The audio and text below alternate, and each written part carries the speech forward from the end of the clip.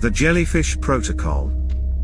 It was a dark and stormy night at the retirement home, and Jennifer, the youngest staff member, was on edge. She had heard rumors of an illness spreading throughout the facility, and no one knew exactly what it was or how it was transmitted. All they knew was that it was called the jellyfish illness, and that it was terrifying. As the night shift began, Jennifer tried to go about her duties as usual, but she couldn't shake the feeling of dread that seemed to hang in the air. She kept her eyes peeled for any signs of the illness, checking the patient's vital signs and looking for any unusual symptoms. But no one was prepared for what happened next. As Jennifer was making her rounds, she heard a loud scream coming from one of the patient's rooms. She ran as fast as she could, her heart pounding in her chest, and burst through the door to find a horrifying sight. The patient was thrashing about on the bed, his skin covered in a slimy, translucent substance. It looked like he was covered in a layer of jellyfish tentacles, writhing and pulsating as if they were alive. Jennifer couldn't believe her eyes. She screamed out, "Oh my God! He's jellyfishing!" The rest of the staff rushed into the room, trying to calm the patient and figure out what was happening. But it was too late. The jellyfish illness had taken hold, and there was nothing they could do to stop it.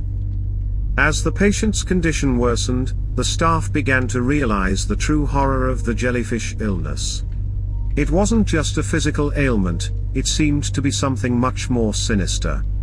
It was as if the patient's very soul was being consumed by the tentacles of the jellyfish, leaving behind nothing but a shell of a person. Jennifer was terrified.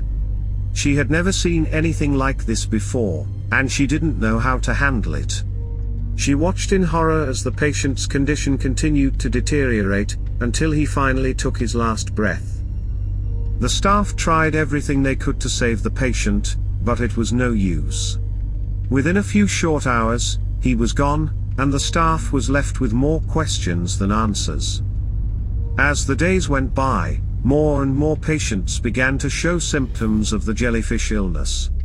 Jennifer was terrified, and she knew that she had to do something to stop it before it was too late. She started researching the illness, trying to find out anything she could about it. But the more she learned, the more confused she became. There seemed to be no explanation for how the illness was spreading, or why it was so terrifying. One day, while Jennifer was on break, she overheard a conversation between two of the other staff members. They were talking about a patient who had been admitted to the facility a few weeks ago, and how he had been acting strange ever since. They said that he had been talking about the jellyfish, and how they were coming to get him. Jennifer's heart raced.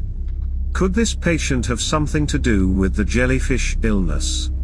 She decided to do some more digging, and what she found sent chills down her spine. It turned out that the patient had been diagnosed with a rare form of schizophrenia, and had a history of delusions and hallucinations. He had been admitted to the facility after a particularly violent episode, and had been heavily medicated ever since. But despite the medication, the patient had continued to have strange visions and dreams about the jellyfish.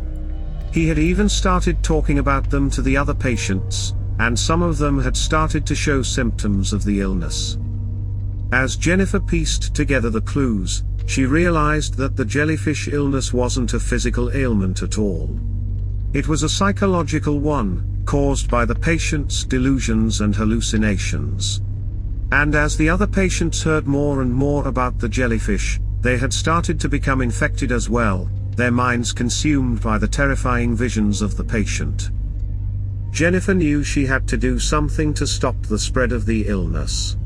She knew it wouldn't be easy, but she was determined to find a way. So she gathered the staff and explained what she had learned. They were shocked, but they knew they had to act fast. They worked together to come up with a plan to isolate the patient and his infected peers, and to provide them with the mental health care they needed to recover. It wasn't easy, but over time, the jellyfish illness began to dissipate. The infected patients were able to overcome their delusions and hallucinations, and the retirement home returned to some sense of normalcy. But Jennifer never forgot about the terror of the jellyfish illness. She made it her mission to educate the staff and the patients about the importance of mental health care, and to make sure that something like this never happened again.